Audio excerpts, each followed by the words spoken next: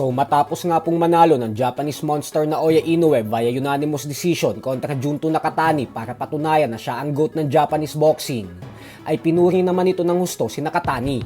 Inamin po ni Inoue na bago ang laban ay andun daw talaga yung pressure sa kanya na bawal matalo, lalo pat kapwa niya kasama sa top pound for pound ng The Ring magazine si Nakatani. Kaya naman ngayon umano na nakuha niya ang tagumpay ay gumaan na ang kanyang pakiramdam at pwede na siyang makahinga. Giit pa nito na habang lumalaban daw siya ay bawat round tinatanong niya ang corner niya kung lamang ba siya sa puntusan. At pagpasok umano ng round 8 kung saan sa palagay niya ay nakakalamang na siya, ay naisip niya umano na magpahinga muna at magbigay na lang ng rounds kay Nakatani upang mapreserba niya ang kanyang enerhiya. Pero yung naging bakbakan daw nila ay high chest match. Pagalingan daw talaga ito ng taktika, kaya mas napagod umano ang kanyang utak sa laban na ito kaysa sa kanyang katawan. Naniniwala din si Inoue na sa oras na umalis siya ng super bantamweight division ay si Nakatani na ang maghahari dito dahil sobrang galing na fighter daw talaga nito at may lakas ang mga suntok. Habang ang Matchroom Boxing promoter naman na si Eddie Hearn ay sinabing nag-uumpisa na umanong mag-usap ngayon ang kampo ng kanyang bata na si Unified Super Flyweight Champion Jesse Bam Rodriguez at ang kampo ni Naoya Inoue para sa isang blockbuster showdown. Ito din ang gustong gawin na laban ng The Ring magazine at ni Turki Al-Ashik. Maging si Rodriguez ay sinabi din na handa siyang dumayo sa Japan para labanan si Inoue. Habang si Inoue naman ay sinabing naniniwala din siya na magtutuo sila ni Rodriguez sa hinaharap. Pero sa ngayon umano ay kailangan niya daw munang magpahinga dahil bugbog na daw ang katawan niya hindi sa laban at bagko sa ensayo at training camp.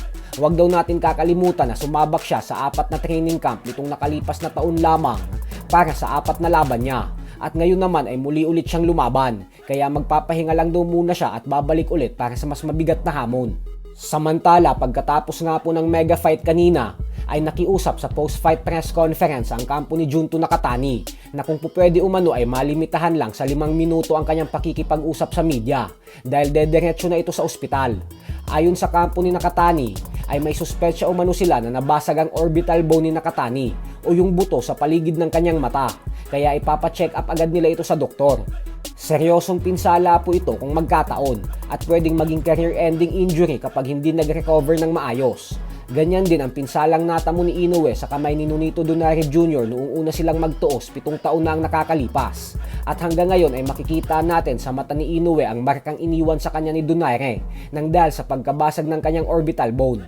Kaya naman pag nakumpirma na tama ang hinala ng kampo ni Nakatani na basag ang orbital bone nito, ay kakailanganin niya ng mahaba-habang pahinga bago tuluyang bumalik sa ibabaw ng lona.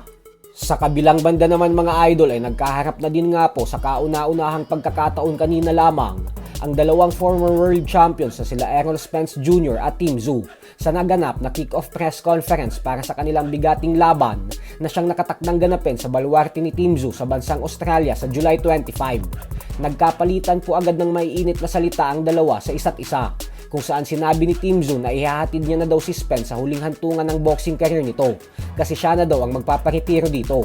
Habang si Spence naman ay bumanat din na hayaan lang daw natin na magdaldaldal si Tim Tszyu kasi malapit niya na umano itong ipahiya sa harap ng mga kababayan niya at sasakupin niya umano ang bansa nito. Tandaan po natin na ito ang magsisilbing kauna-unahang laban ni Spence makalipas ang 3 taon magmula nang matalo siya kay Terence Crawford. So hanggang dito na lang po muna tayo mga idol.